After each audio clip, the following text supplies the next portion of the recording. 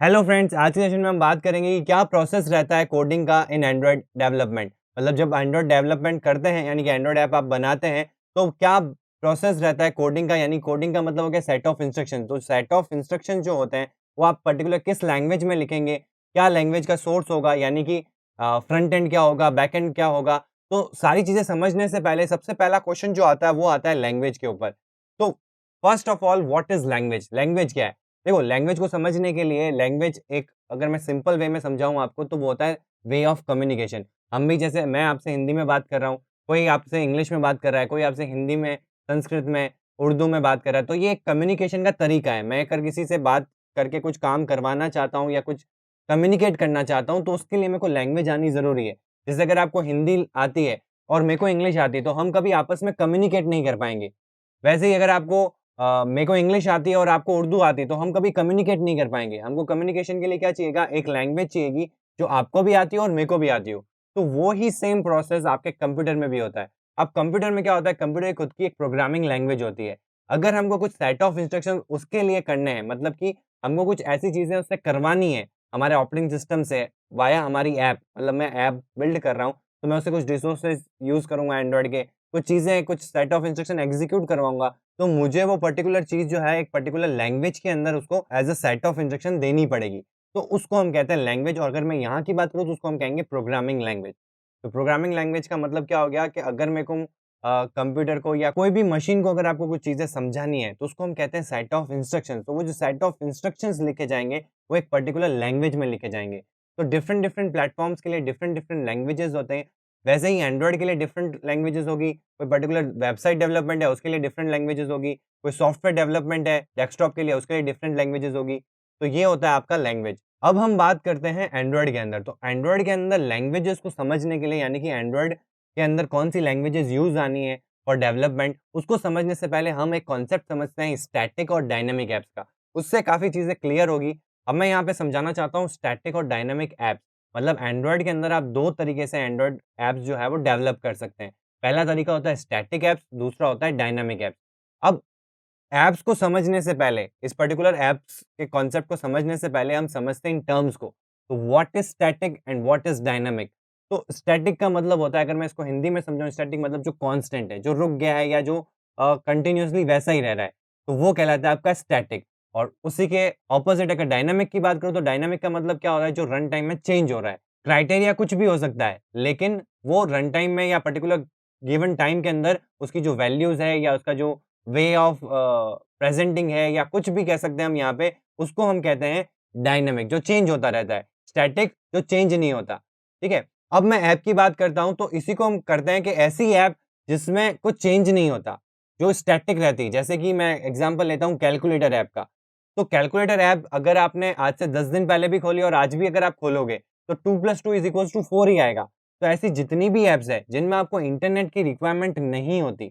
अब मैं इंटरनेट की रिक्वायरमेंट क्यों बता रहा हूँ? क्योंकि कोई भी डेटा को अगर आपको रन टाइम में चेंज करना है, तो यूज़र लेवल तक आपको अगर डेटा अपडेट करवाना है, तो वो आप एक तरीके से करवा सकते हैं, वो है इंटरनेट के थ्रू। तो अगर इंटरनेट कनेक्ट होता है, तो आपको अपडेटेड चेंजेस जो है, वो आपको मिलते रहते हैं। तो स्टैटिक ऐप को हम ऐसे आइडेंटिफ़ाई कर सकते हैं कि जिसका एंड रिज़ल्ट जो है, वो चेंज नहीं होता और जिसको इंटरनेट की रिक्वायरमेंट नहीं होती। तो ऐसी सारी ऐप्स जो है, बिना इंटरनेट के, बिना एंड रिज़ल्ट चेंज हुए अगर चलती है, तो सारी ऐप्स आपकी स्टैटिक ऐप्स कहलाती है। दूसरे एंड की बात करें तो आती है आपकी डायनामिक ऐप। अब डायनामिक ऐप इनका उल्टा होती है, यानी कि बिना इंटरनेट नहीं चल पाएगी। डायनामिक का मतलब ये रहता है कि चेंज होगा, लेकिन कोई कांस्टेंट स्पीड नहीं है कि हर 5 दिन में होगा। आप ये कर सकते हो, बट ऐसा कोई ज़रूरी नहीं है। जैसे डायनामिक ऐप्स के एग्ज़ाम्पल मैं आपको बताऊँ, तो जितनी भी आपकी सोशल मीडिया नेटवर्क्स जो है, जो सोशल मीडिया प्लेटफ़ॉर्म्स जो है, उनकी जो ऐप्स है, वो सारी की सारी आपकी क्या है? डायनामिक ऐप्स है। तो जैसे फ़ेसबुक है, तो वो बिना इंटरनेट आप नहीं यूज़ कर सकते। बिना इंटरनेट अगर आप यूज़ भी करोगे, तो लास्ट लोडेड जो सेशन है, वो ही दिखेगा। यानी कि वो फिर से स्टैटिक, यानी कि एंड रिज़ल्ट है, वो स्टैटिक हो जाएगा। तो उसके लिए आप कभी फेसबुक को चलाओगे नहीं। आप फेसबुक क्यों चलाते हो? क्योंकि हर दिन आप कुछ नया देखना चाहते हो, कुछ नए अपडेट्स, कुछ नए पोस्ट। अगर फेसबुक में वही चीज़ आज से 10 दिन पहले भी दिख रही थी और आज भी वही चीज़ दिख रही है, तो आप फेसबुक को नहीं चलाओगे, ठीक है? वही चीज़ मैं इंस्टाग्राम की बात करूँ या व्हाट्सएप की बात करूँ, तो हर दिन आपको कुछ ना कुछ चेंजेस मिलते रहेंगे, कुछ ना कुछ नई चीज़ मिलती रहेगी। तो वो आपकी डायनामिक ऐप कहलाती है। अब इसके प्रोसेस में एक और मैं आपको यहाँ पे चीज़ बताना चाहता हूँ, जैसे कि आपकी ये तो सोशल मीडिया प्लेटफ़ॉर्म हो गया, इनको तो अपडेट रहना ही पड़ेगा। दूसरी प्लेटफ़ॉर्म की मैं बात करूँ, तो जो है न्यूज़ ऐप्स। तो न्यूज़ हो गया आपका, करेंसी कन्वर्टर ऐप हो गया। तो ये सारी जो ऐप्स है ये आपकी किसमें आएगी, डायनामिक ऐप्स में आएगी। मतलब वो सारी ऐप जिनको रन टाइम पे इंटरनेट की ज़रूरत है, बिना इंटरनेट वो एक्सेस नहीं हो पाएगी, यानी अपने डेटा को अपडेट नहीं कर पाएगी। और अगर अपने डेटा को अपडेट नहीं कर पाएगी तो एंड रिजल्ट जो है वो सेम रहेगा। तो अगर वो सेम रहता है तो वो स्टैटिक ऐप कहलाएगा, ना कि डायनामिक ऐप कहलाएगा। तो डायनामिक ऐप के लिए सिर्फ 2 चीज़ें का ध्यान रखना है कि इंटरनेट की अवेलेबिलिटी उसको चाहिए होती है, बिना इंटरनेट वो डायनामिक ऐप्स जो है वो चलती नहीं है। और दूसरा क्या है, उसका जो एंड रिजल्ट है वो चेंज हो सकता है विथ रिस्पेक्ट ऑफ टाइम, या फिर कोई कांस्टेंट टाइम नहीं है, मतलब कि हर 15 दिन में भी चेंज हो सकता है, 5 मिनट में भी चेंज हो सकता है। जैसे कि करेंसी कन्वर्टर का एग्जांपल लेते हैं। अब करेंसी कन्वर्टर ऐप क्या करता है, मैं वहाँ पे अपनी करेंसी लिखता हूँ कि मेरे को किस करेंसी से किस करेंसी में कन्वर्ट करना है। एक में मैंने डॉलर लगाया, एक में मैंने रुपी लगाया। ठीक है, अब रुपी के अंदर मैं डाल रहा हूँ या मैं डॉलर के अंदर डाल रहा हूँ $2, तो मेरा रिजल्ट आना चाहिए कि उस पर्टिकुलर टाइम पे जब मैं कन्वर्ट कर रहा हूँ, तो उस पर्टिकुलर टाइम पे जो डॉलर की वैल्यू है वो मिलनी चाहिए। ठीक है? तो उस समय हमारा जो ऐप है वो सर्वर से कनेक्ट होगा और जो लेटेस्ट अपडेटेड रेट होगी $1 की इन रुपीज़, वो मेरे को फेच करके रिट्राइव करके दे देगा और फिर मैं उससे मल्टीप्लाई करूँगा बाय 2 और रिजल्ट दिखा दूँगा जो भी आता है। फॉर एग्ज़ाम्पल अगर 70 पॉइंट समथिंग है, तो 140 पॉइंट समथिंग जो आपका रुपीज़ में आंसर आ जाएगा। अब क्या हुआ, 10 दिन तक वही प्राइस रही, रहने को तो रह भी सकती है और होने को ये भी हो सकता है कि अगले 5 मिनट में वो वैल्यूज़ जो है वो चेंज हो जाए। तो ये जो डायनामिकनेस है, ये आपकी डायनामिक ऐप में मिलेगी आपको। तो इसको कहते हैं डायनामिक ऐप। और जिसको हमने पहले डिस्कस किया था जिसमें कि एंड रिजल्ट जो है वो स्टैटिक रहता है, यानी कि वो चेंज नहीं होता, उसको हम कहते हैं स्टैटिक ऐप। अब आते हैं इस कॉन्सेप्ट के ऊपर कि कोई भी आप सॉफ्टवेयर बना लो, कोई भी आप एप्लीकेशन बना लो, कोई भी वेबसाइट बना रहे हो, कुछ भी आप चीज़ प्रोग्राम कर रहे हो, तो उसके लिए 2 चीज़ें बहुत इंपॉर्टेंट है। एक होता है उसका फ्रंट एंड, एक होता है उसका बैक एंड। जैसा कि नाम सजेस्ट कर रहे हैं, फ्रंट एंड का मतलब होता है फ्रंट में जो दिखता है, मतलब जो यूज़र को दिख रहा है, जिसको हम यूआई से भी प्रोनाउंस करते हैं, यानी कि यूज़र इंटरफेस। तो अगर आप वेबसाइट को खोलोगे तो वेबसाइट की जो आपको स्क्रीन दिख रही है, वेबसाइट जैसा व्यू दिख रहा है आपको, वो सारा क्या कहलाएगा, उसका फ्रंट एंड कहलाएगा। जैसे ही हम सॉफ्टवेयर खोलते हैं, तो सॉफ्टवेयर में जो भी उसकी यूआई है, जो भी आपको दिख रहा है, जैसे आप एंड्रॉइड स्टूडियो खोलते हैं या फिर आप पावर पॉइंट खोलते हैं, वर्ड खोलते हैं, तो जो यूआई है, जो आपको दिख रहा है, यूज़र को दिख रहा है, मैं एज़ अ यूज़र उसको देख रहा हूँ, तो वो क्या कहलाएगा, उसका यूआई कहलाएगा, यानी कि उसका फ्रंट एंड कहलाएगा। देन मैं किसी बटन पे क्लिक करता हूँ और कुछ डेटा जो है वो नेट से लोड होके मेरे को फेच करके दिखाता है।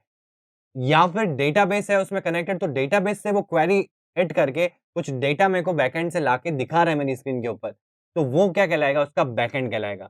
तो फ्रंट एंड का मतलब होता है जो आपको स्क्रीन पे दिखे, यानी कि यूज़र इंटरफेस यूआई, और बैकएंड का मतलब होता है यूएक्स, यानी कि यूज़र एक्सपीरियंस। जो बैकएंड में प्रोसेस होता है डेटा से रिलेटेड, या तो वो आइदर सर्वर से डेटा लेके आ रहा है या फिर वो आपका इंटरनल डेटाबेस है उसमें से क्वेरी हिट करके कुछ सेलेक्टेड रिजल्ट्स जो है वो फेच करके लेके आ रहा है। अब इसको सिंपल एग्जांपल में समझते हैं। फॉर एग्जांपल स्विच बोर्ड है, तो स्विच बोर्ड आपने देखा होगा, ऑल ऑब्वियसली आपके घर में कहीं न कहीं लगा हुआ होगा स्विच बोर्ड। तो स्विच बोर्ड में क्या होता है, जो आपको दिख रहा है, जो फ्रंट साइड है स्विच बोर्ड की, जहाँ पे स्विचेज़ लगे हुए हैं, बोर्ड लगा हुआ है, बोर्ड के ऊपर स्विचेज़ हैं, स्विचेज़ के अंदर पिन्स हैं, जहाँ पे आप पिन प्लग कर सकते हैं, स्विच ऑन कर सकते हैं, और वो स्विचेज़ आपकी लाइट को भी ऑन करते हैं, प्लग्स को भी ऑन करते हैं, और फैन, अगर आपने कोई भी फैन, इलेक्ट्रिसिटी जितने भी कनेक्शंस हैं, उनको ऑन करते हैं। अब समझना, आप सिर्फ स्विच पे कंट्रोल कर रहे हैं, मतलब स्विच ऑन ऑफ कर रहे हो।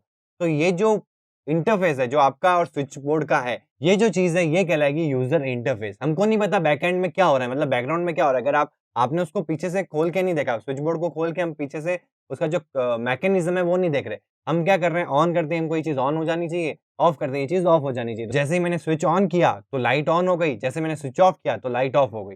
बट अगर हम स्विच बोर्ड को खोलेंगे और पीछे की साइड में देखेंगे तो वहाँ से एक वायर कनेक्टेड है जो आपकी लाइट तक जा रहा है।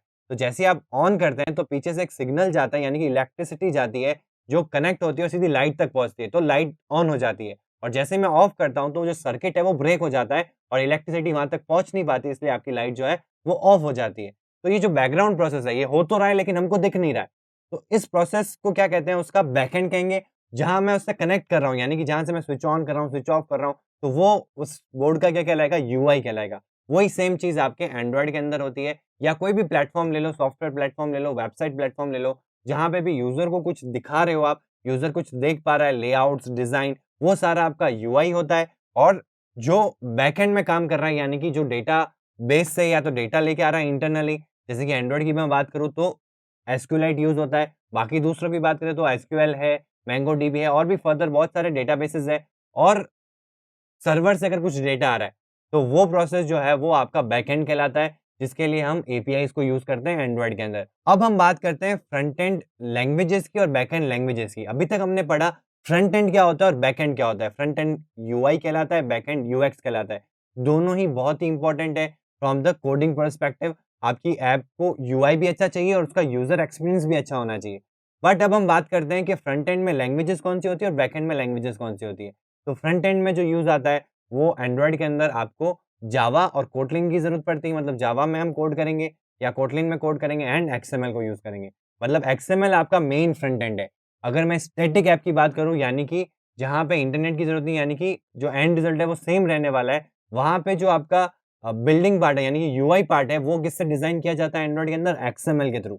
और उसका पर्टिकुलर लिसनर, यानी इस बटन पे क्लिक होने पे क्या ऑपरेशन परफ़ॉर्म करना है, इस पर्टिकुलर चीज़ के क्लिक होने पे क्या सेट ऑफ इंस्ट्रक्शन परफ़ॉर्म करने हैं, ये जो लॉजिक पार्ट है, ये हम लिखते हैं जावा के अंदर और कोटलिन के अंदर, एंड्रॉइड के केस में।